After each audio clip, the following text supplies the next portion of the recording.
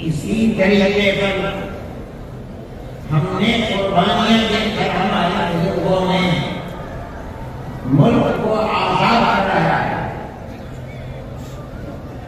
मुल्क को आजाद कराने के बाद मुल्क का दस्तूर बनाया गया। कोई ये समझता है अगर कि मुल्क का दस्तूर बगैर मुसलमानों को साथ लिए हुए सिर्फ हिंदुओं ने दस्तूर बनाया है तो वो बिस्मिल्लाह की गुम्मत में रहता है, इसे दुनिया का कुछ पता नहीं है।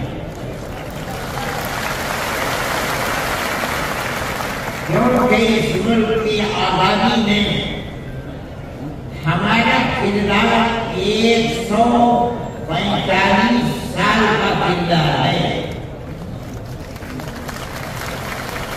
किसी का किरदार इतने लंबे जमाने तक नहीं है कि वो मरते मारते फांसी के फंदों के ऊपर लटकते अपनी गर्दन को कटवाते हुए 145 साल तक इस मुल्क के अंदर हमने काम किया। 1803 से लेकर 1947 अगर कोई माई का लाल है, दूध पिया है, तो आकर के कहे कि उसका किरदार 145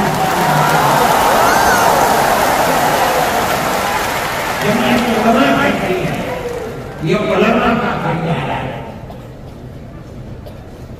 ये किरदार प्यारे मोहम्मद के साथ गरीबान पकड़कर ये किरदार नहीं था। एक दूसरे के दर्द में और सुख में हर चीज के अंदर शरीर था। ये हमारा किरदार है। हमने इस तरह से इस मुल्क को आजाद कराया। कोई नहीं था आजादी की आवाज उठाने वाला। 1803 से मुल्क के लिए कुर्बानी देने वाले 1857 के अंदर सिर्फ दिल्ली के अंदर 33,000 उलमा का पकड़ दिया गया। संभल में, मुरादाबाद में, मेरठ में सैकड़ों उलमा को जिसके जिस्म के ऊपर लिबास आदमियों जैसा होता था उसको फांसी के तख्ते पर चढ़ा दिया जाता था। कोई नहीं था, कांग्रेस का वजूद भी नहीं था। कांग्रेस तो बनी है 1883 में और 1885 में उसका पहला इजलास हुआ है। जबकि 1803 से हजरत शाह अब्दुल अजीज साहब ने ऐलान कर दिया था कि हमारा मुल्क मुसलमानों का या हिंदुओं का मुल्क नहीं है, नहीं रहा। ये अंग्रेजों का मुल्क हो गया, हम गुलाम बन गए। अब गुलामी की जंजीरों का तोड़ना और जिहाद करना हर एक का हक है। और उसके बाद जिहाद लग गए। कोई माई का लाल नहीं था जो अंग्रेज की उस ताकत के मुकाबले में खड़े होकर गुलामी की जंजीरों को तोड़ने के लिए अपनी जबान को खोल सके। इसके रास्ते तकरीबन 80-82 साल के बाद कांग्रेस बनी और कांग्रेस का जो मकसद था, जो आज की किताबों में मौजूद है, वो मुल्क की आजादी नहीं था। मकसद था ये जो दो जिहाद हुए हैं 1832 और 1857 में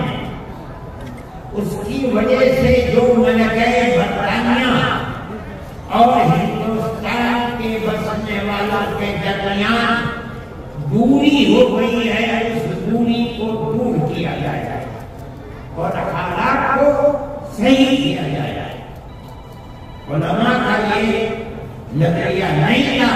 उलमा कहते थे मुल्क गुलाम हो गया, गुलामी की जिंदगियों को तोड़ो, अंग्रेज को भगाओ, हमने तुम्हारा साथ दिया है, आज हम तुम्हारे साथ खड़े हैं। हमें ये बताओ कि मुल्क की आजादी के बाद मुल्क का दस्तूर क्या रहेगा? क्या सेकुलर दस्तूर होगा या मजहबी हुकूमत होगी? अगर सेकुलर दस्तूर होता है हम तुम्हारे साथ हैं, और अगर सेकुलर दस्तूर नहीं होता तो मुल्क की आजादी में हम तुम्हारे साथ नहीं। बार बार हमारे पास कांग्रेस वर्किंग कमेटी की तजावीज़ मौजूद है। कांग्रेस बार बार कहती है कि मुल्क आजाद होगा तो मुल्क का दस्तूर सेकुलर दस्तूर होगा। हर अक़लियत को अपने मजहब के ऊपर आजादी से चलने का इख्तियार होगा। आजाद हो गया। अब मुल्क की आजादी के बाद एक तबका उठा जिसने ये कहा कि खीर मिल गई है, अब इसे खाने का वक्त आ गया है। उन्होंने कहा कि मुल्क की दस्तूर हिंदू दस्तूर बनेगा, सेकुलर दस्तूर नहीं बनेगा। जब ये तो हमारी के लोग थे, मौलाना कलाम आजाद थे कि जब ये तलमा की वर्किंग कमेटी के मेंबर थे, मौलाना मदनी थे, मुफ्ती आजम मुफ्ती किफायतुल्लाह थे, मौलाना इब्राहिम सभानी थे और उनके पीछे लाखों आदमी थे। उन्होंने कहा जो हमसे वादे किए हैं वादों को पूरा करो। अगर मुल्क की तकसीम हुई है और मुसलमानों को एक हिस्सा दे दिया, तुमने दिया है मुल्क की तकसीम पर, तुमने दिए, हमने जिनके कहा है, हमारे गलों के जिंदों के हाथ में, मगर हमने मुल्क की तकसीम को बंद कर दिया। हमसे जो वादा किया था जो दस्तूर के अंदर दफात हैं कि हर अक़लियत को अपने मजहब पर चलने का हक है। ये दफात जमीयत उलमा की दी हुई दफात है, मौलाना अबुल कलाम आजाद की दी हुई दफात है, मौलाना मदनी की दी हुई दफात है, मुफ्ती किफायतुल्लाह की दी हुई दफात है। जिन दफात की बुनियाद पर हर अक़लियत मुल्क के अंदर मुल्क वो हिस्सा समझती है जो हिस्सा कोई अक्सरियत का फर्क रखता है। ये जमीयत उलमा की तारीख है। हम अपने मजहबी एतबार से दस्तूर को हाथ में लेकर कह सकते हैं कि हमें अपने मजहब पर चलना और मजहब को इख्तियार करने का हक है। इस दस्तूर से नारे तकबीर,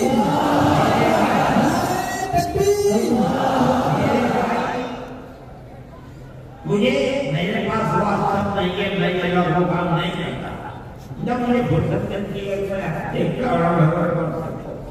मुझे आज सुबह एक साहब ने दिखलाया कि कल मोदी जी ने, वो बड़े आदमी हैं, मेरे मुल्क के वज़ीर आज़म हैं, उन्होंने तकरीर की है और उसके अंदर ये फरमाया है कि वक्त हिंदुस्तान के दस्तूर के अंदर वक्त कोई चीज नहीं है। मुझे हैरत हुई कि एक मुल्क का वज़ीर आज़म और हिंदुस्तान के सब वज़ीर आज़म ये बात कह रहा है। मैं कहता हूं कि वक्त कुरान का फैसला है, अल्लाह के नबी हज़रत मोहम्मद का फैसला है।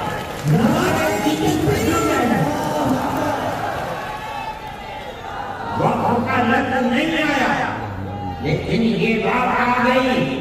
25 और 26 दफात के अंदर कि इस मुल्क में हर अक़लियत को अपने मजहब को पकड़ने, अपने मजहब को चलने का इख्तियार है। क्या मतलब ये है? कल को आप खड़े होकर कहिए कि नमाज का जिक्र दस्तूर के अंदर नहीं है, हज का नाम दस्तूर के अंदर नहीं है, ज़कात का नाम दस्तूर के अंदर नहीं है, रमज़ान के रोज़ों का नाम दस्तूर के अंदर नहीं, इसलिए हर चीज को मिटा दिया जाए। ये क्या चीज है? दस्तूर मजबूरी तौर पर दस्तूर ने कह दिया कि मुसलमान एक अक़लियत है और हर अक़लियत को अपने मजहब पर चलने का इख्तियार है। मजहब की हर चीज इस एक